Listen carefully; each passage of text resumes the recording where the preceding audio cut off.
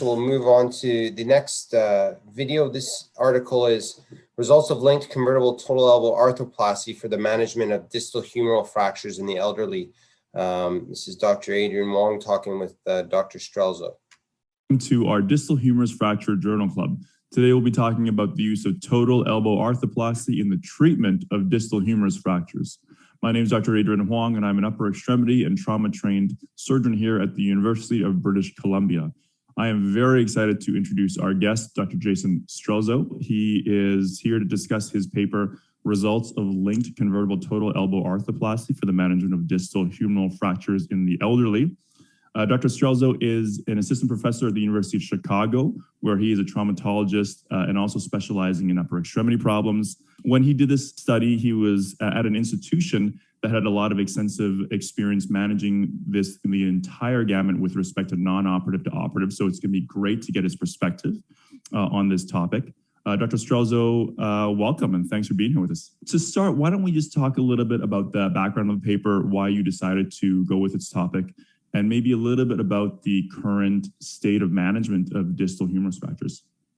Yeah, no problem. I think you kind of hit the nail on the head there. I was fortunate enough to do my fellowship in London, Ontario, at a very specialized center where we saw and managed the whole gamut of distal humerus and upper extremity fractures. And as can be noted through the last probably 20 years of literature, that we've seen everything from treat it with a bag of bones technique with a cast or a splint and leave it alone and just let it kind of consolidate, all the way up to, as we're talking about today, total elbow arthroplasty. We wanted to try and add something to that literature, and I think we had a special opportunity just given the numbers that we were treating and the numbers we were seeing to be able to really study it. So I think from state of current management, I think if you look at some of the recent studies that have been published, you'll see that there's kind of this pendulum swung certainly towards management with total elbow arthroplasty, particularly in those patients that are elderly or older. And some of that, being drawn from some pretty small sample sizes and some small studies that suggest that maybe it was better or at least equivalent. And certainly, it can be a quote unquote simpler procedure if you do total elbow arthroplasty in your practice on a regular basis, but that doesn't necessarily mean that it is not fraught with complications and some very important caveats along the way. So I think that's where we are now, if I can summarize it for you.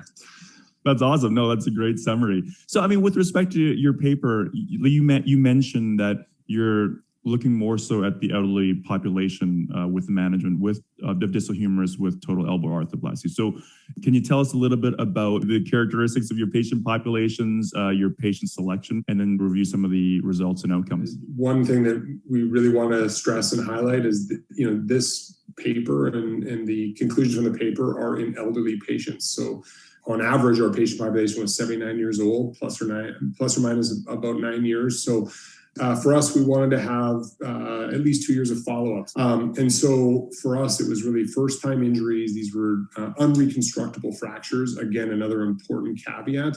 In terms of your outcomes, understandably, there was a significant amount of your patients who unfortunately died just because of age. But the people you had back, they seem to be doing quite well. Yeah, I think that's one of the positive takeaways of the study, certainly. If we look at some of the scores we used, patients did very well. And overall, their pain scores, again, almost, I think it was 70% of patients or 75% of patients had no pain whatsoever. And then, a PRE of 37 and quick dashes in the low 30s with the Mayo scores in the 90s. I think certainly these patients had very functional use of their elbow after their injuries, considering how bad these injuries really were.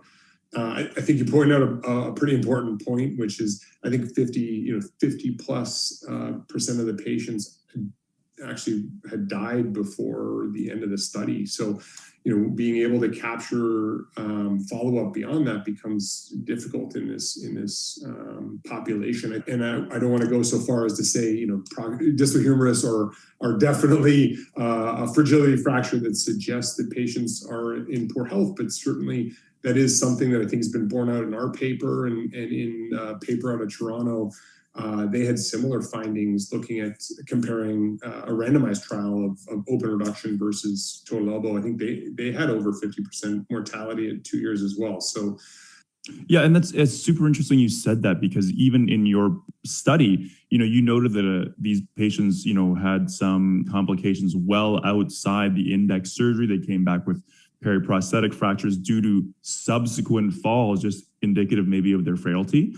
Can you talk a little bit about the complications that you had and maybe the rates and how they compare to kind of what's in the literature?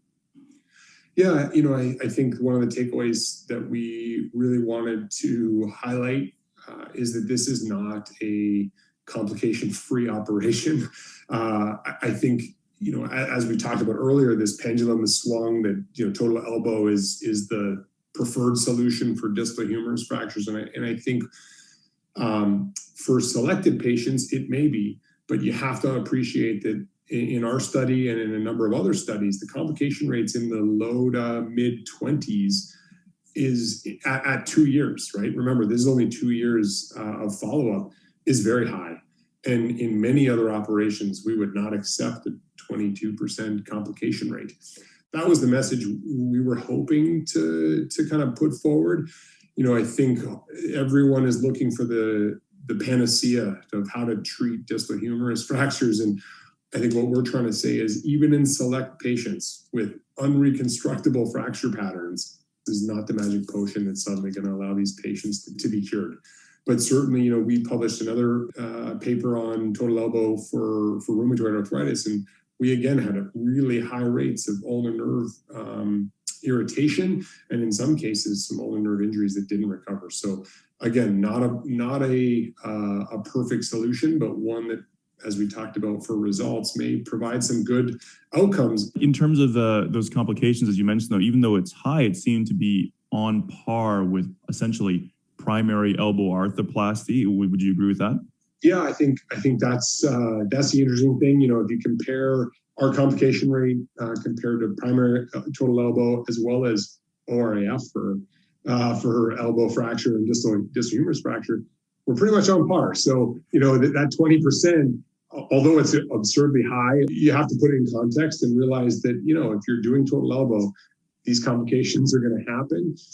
It certainly seems to fit well within the realm of the complication rates we see, both for distal humerus fractures treated with ORIF and for primary total elbow arthroplasty. With ORIF for distal humerus fractures, there's arguably a higher rate of major reoperation. And I think you mentioned that in your paper.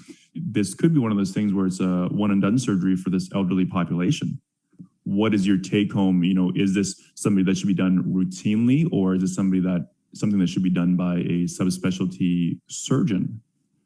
People may disagree with this. I this should be done by a subspecialist that knows what they're doing, that does these at a relatively in a relatively proficient way at a relatively high volume. I think time and time again we've seen that surgeons that are high volume, that are trained and have the ability to do these operations at a very high level, do better, their results are better, and their outcomes are better. And so, given that this complication rate is 20+%, you want to keep it as low as 20+%. So before we kind of sign off, I just wanted to maybe bring up one possibly contentious issue. In your paper, you specifically mentioned one patient who had poor patient-rated outcomes, however, really good objective outcomes. And his main complaint was that they were unable to carry heavy objects. Is somebody like that better for example, a hemiarthroplasty,